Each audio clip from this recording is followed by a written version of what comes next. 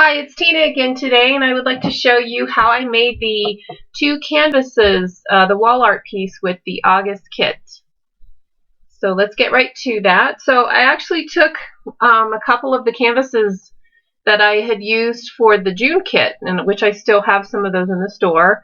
It's a 4-inch and a 3-inch canvas, and I went ahead and applied some of the glitter paste onto the large canvas with one of my favorite stencils. I really wanted one that had a somewhat simple pattern, but it was decorative at the same time. I did not pre-gesso my canvases. I went ahead and put the glitter paste right on top of the canvas, as you can see me doing that here. So now I'm just going to wipe off the excess off of the edges. I'm going to go ahead and set that aside so I can have allow the glitter paste to go ahead and dry. Now I'm going to go ahead and do the same thing with the small canvas, but I decided to go ahead and use a different stencil this time. I thought it would be fun to have a couple of different patterns for my canvas pieces.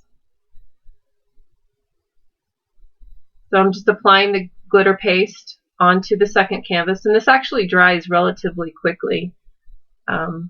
This is a lot smaller of a pattern on the smaller canvas.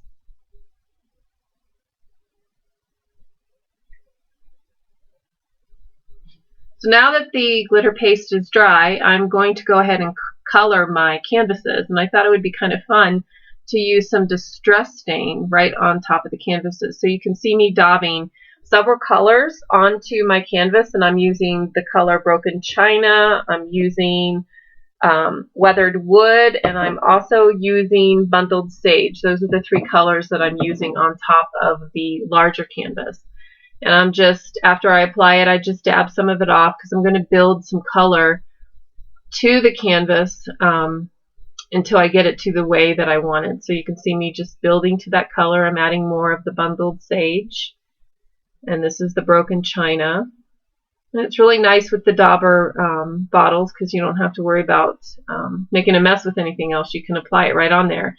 And the other thing too, I really didn't have a lot of cross-contamination from one color to another, and you'll see me dab it off a little bit on some paper on the side once I do that. So after I have the large canvas done, I wanted to, one of my embellishment pieces that I wanted to use was a number, a piece of, it's a small metal circle and it has a number 4 on it. So I'm using some of the Inca Gold that was in the Aug Kit, and I'm just recoloring it with the silver, the platinum color, because it was actually a gold number. So now I originally was going to use some of the black soot distress stain on it, but it wasn't working. I wasn't really thinking this is metal, so the stain's not going to really stay on it. So I am going to go ahead and remove some of that Inca Gold that was in the number itself. So what I'm trying to do is have the number stand out with the black on it. So again, I had taken the platinum Inca Gold, recolored the actual gold metal to make it silver because that's the color I wanted, which is awesome with this Inca Gold. You can use it on anything. And now I'm trying to color it so you can actually see the number. You can see it pretty small in that right-hand corner. It's number 4. And then I'm also using one of Tim Holtz's little mini light bulbs as an embellishment for my piece. So you can see me just aging some of that silver on the bottom of the light bulb with some alcohol ink, because obviously alcohol ink will go right into the metal, so it recolored a little bit, and that's what I ended up using on my number 4. So now I am coloring the smaller canvas, and originally when I was doing this, I was going to make it a lighter color. You can see I started with the picket fence, and then I also layered some antique linen distress stain on top of it. But it wasn't kind of the color scheme that I was going for. You can see me dabbing it off. I'm actually using some spray mist on it too to see if I can build some color to it. So I'm building more of the antique linen onto it to see if it's going to be dark enough for what I want. That's some Lindy Stamp Gang spray mist that I'm using on the piece.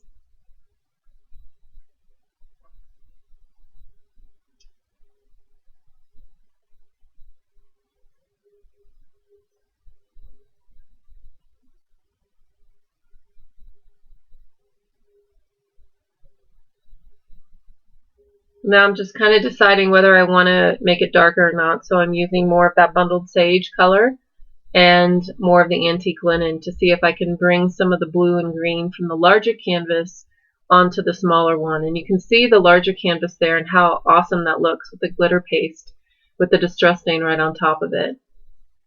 So after that layer dried, I realized I really just wanted to go ahead and make it dark just like the bottom canvas, the larger one. So I'm adding more of the darker blues onto that canvas as well. And you can see me dabbing off any cross-contamination on the color on that piece of paper.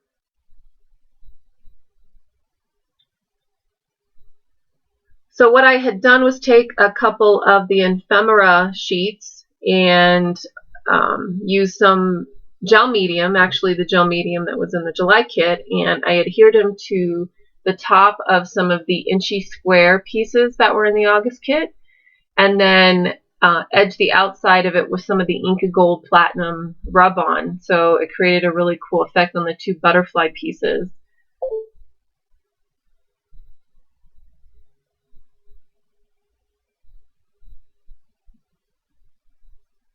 And you can see me just continually adding layers onto the canvas till I get it to the color scheme that I'm happy with.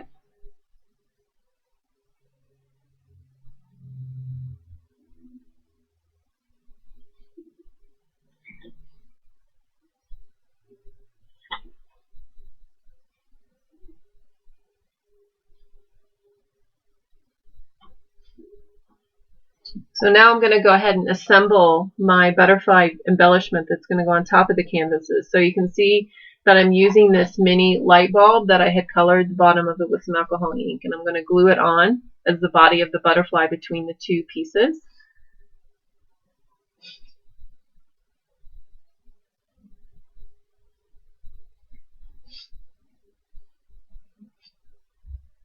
And then I'm going to glue the metal 4, the number 4 piece on top of the light bulb, and then the middle embellishment piece will be done. So then I just glue the small canvas on top of the large canvas and glue the butterfly on top of it and added a sentiment to the canvas piece, and it was done. It was a pretty fast project, and I really like how it came out. I hope you enjoyed the tutorial today, and thank you for watching.